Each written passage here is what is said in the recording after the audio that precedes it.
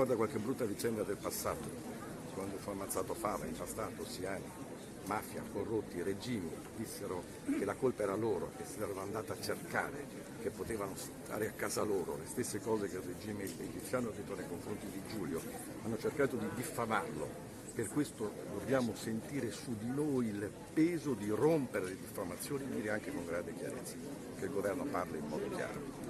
Presidente, a 4 anni dalla scomparsa dell'omicidio di Regeni c'è ancora la speranza che si sblocchi l'inchiesta che può fare tempo? Non c'è dubbio che c'è speranza, ma oggi siamo qui proprio per non solo ricordare Giulio, ma far sì che ci sia una memoria assolutamente attiva, una memoria combattente che non solo ricordi Giulio, ma che riesca ad arrivare alla verità.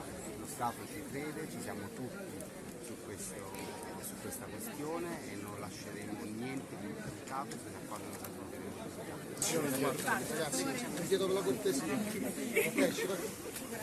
Solo un po' di cose. Sì. Attenti ai figli.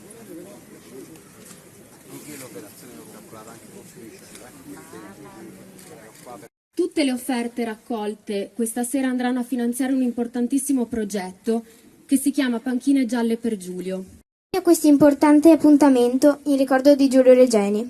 Ci troviamo nel parco scolastico Giulio Regeni, vicino alle scuole e alla nostra sede del Governo dei Giovani, posti davvero significativi per tutti noi e che ci riportano alla mente, ma non solo, anche al cuore, la presenza di Giulio.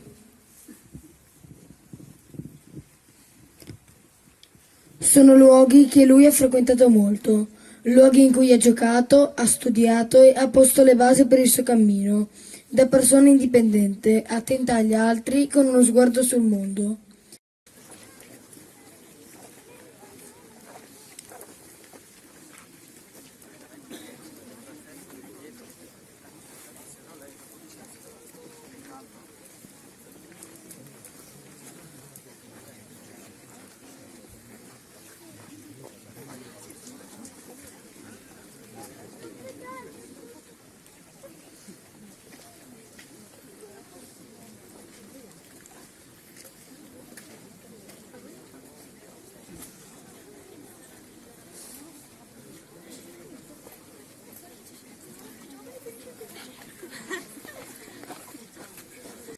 Articolo 27. Diritto alla nutrizione. Gli Stati riconoscono il diritto di ogni fanciullo a un livello di vita sufficiente per consentire il suo sviluppo fisico, mentale, spirituale, morale e sociale. Offrono un'assistenza materiale per quanto riguarda l'alimentazione.